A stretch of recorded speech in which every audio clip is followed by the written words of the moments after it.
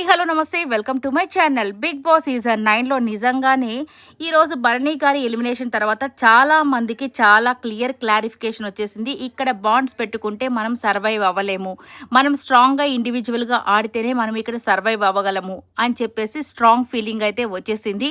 కానీ ఇది ఒక అందుకు మంచిదే. ఇది దివ్యానికి కానీ తనూజాకి కానీ వీళ్ళకి కూడా ఒక స్వీట్ వార్నింగ్ లాగా అయిపోయింది. ఎందుకంటే వీళ్ళ ఆట వీళ్ళు ఆడాలి, అంతేకాని ఎవరో వస్తారు, ఎవరో ఏదో చేస్తారు, ఎవరో ఏదో మాట్లాడతారు ఇనే బాండింగ్స్ లేకుండా వీళ్ళు ఇండివిజువల్ ఆట ఆడుకునే దానికి ఇది సరైన సమయం అని నాకైతే అనిపిస్తుంది.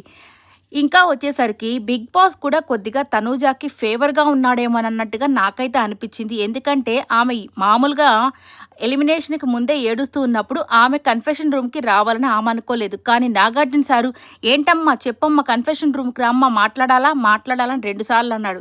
ఇంకా ఆమె ఏం చేస్తుంది, లోపలికి వెళ్ళి చెప్పింది ఖచ్చితంగా ఆమె బాధను ఆమె చెప్పుకునింది.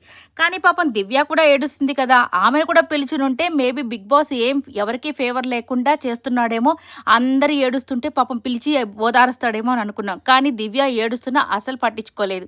కొద్దిగా ఏంటిబ్బా ఇది ఫేవరిజం లాగా ఉంది అని నాకైతే పర్సనల్గా అనిపించింది. రేపు నామినేషన్స్లో కూడా ఇక ఈసారి అయితే రీతు ఖచ్చితంగా నామినేషన్స్లో ఉందండి. రీతు, తనూజ, దివ్య, రాము, అలాగే రమ్య, అలాగే శ్రీనివాస్ వీళ్ళ 6 7 నామినేషన్స్లోకి అయితే వచ్చారంటే ఈసారి ఎవరు ఎలిమినేట్ అవ్వాలో మీరే ఓట్ చేసి